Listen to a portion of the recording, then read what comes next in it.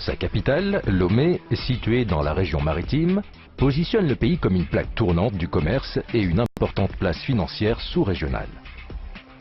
L'économie du Togo repose essentiellement sur l'agriculture qui emploie près de 70% de la population active dans les régions des plateaux, centrales, Kara et savane.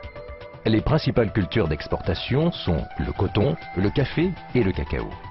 Le Togo est le 5e producteur mondial de phosphate et regorge de nombreuses ressources minières, notamment le calcaire, le fer, le platine, le manganèse et le marbre.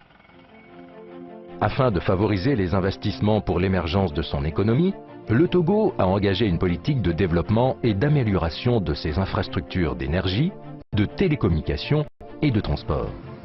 Dans le secteur du transport, il est envisagé la création d'une autoroute et d'un réseau ferroviaire de 675 km allant du port de Lomé à la frontière du Burkina Faso.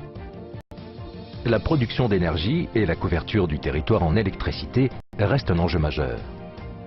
Pour ce qui concerne le domaine des télécommunications, la mise en place de la fibre optique permet l'accès à Internet à haut débit. Des réformes sont en cours pour libéraliser davantage ce secteur afin de rendre le réseau plus performant et la communication moins onéreuse.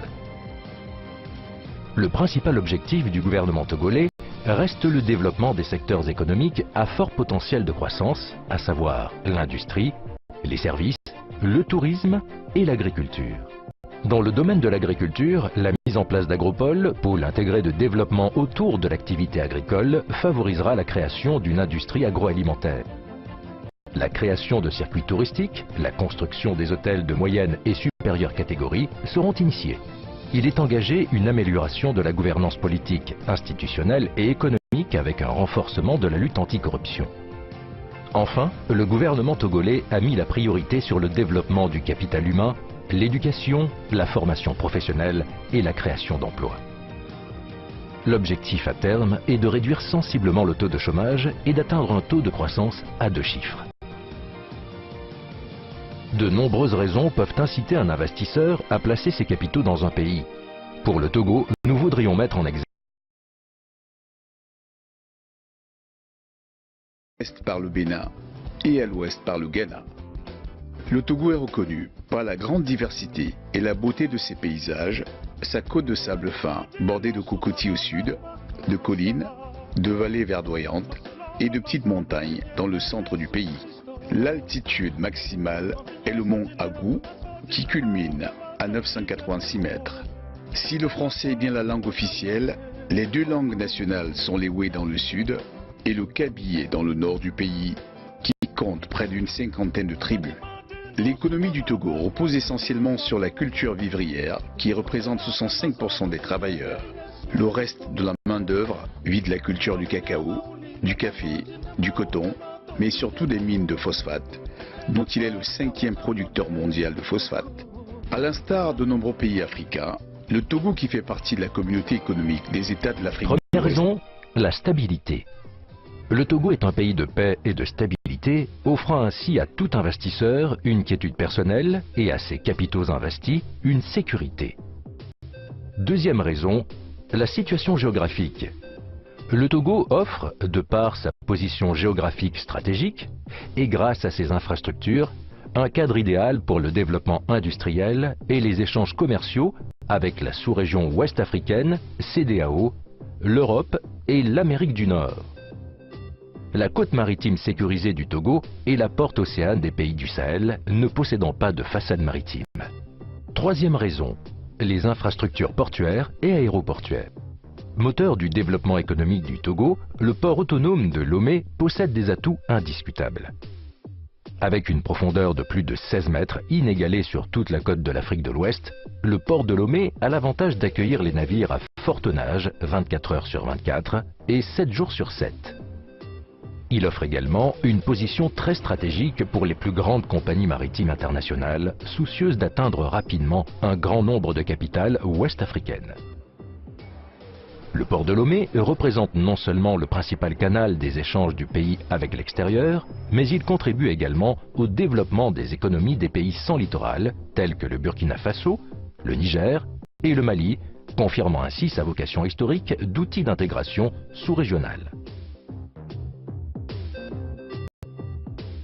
Dans la recherche continue d'une qualité de service, le port de Lomé a procédé à l'extension et à la modernisation de ses infrastructures. Il offre aujourd'hui 2 grands terminaux à conteneurs, tous équipés de matériel de manutention de dernière génération.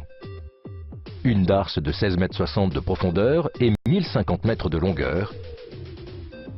Un troisième quai de 450 mètres de long et 15 mètres de profondeur. L'objectif est de multiplier le trafic conteneur et de faire de Lomé un port incontournable de transbordement pour la sous-région ouest africaine. Les aéroports de Lomé et de Niamtougou.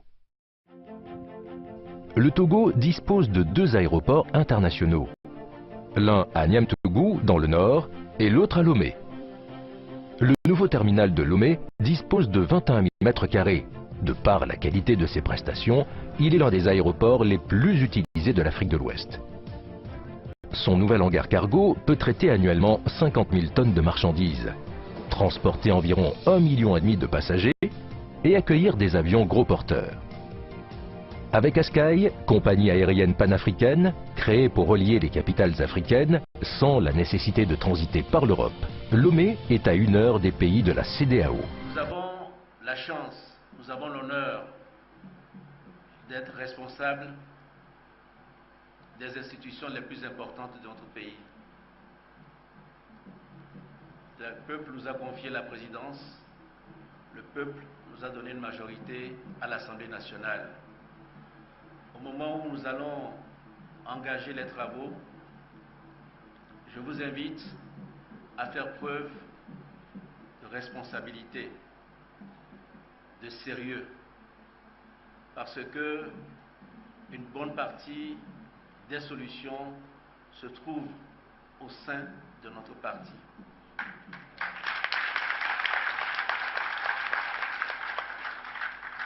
Toutes les solutions ne sont pas faciles, mais je suis sûr qu'avec la grâce de Dieu, avec vos intelligences, avec vos talents, avec l'amour de la patrie que nous portons, avec ce que notre parti, le message qu'il a, le premier message, unir. On n'unit pas ce qui est pareil. Quand on unit, c'est qu'on accepte les différences. Et c'était même à l'origine de la création de notre parti. Je vous invite donc à oublier ces vieilles querelles, anciens, nouveaux, tant, non. Nous sommes aujourd'hui tous militants du parti Unir et nous voulons le bien du Togo.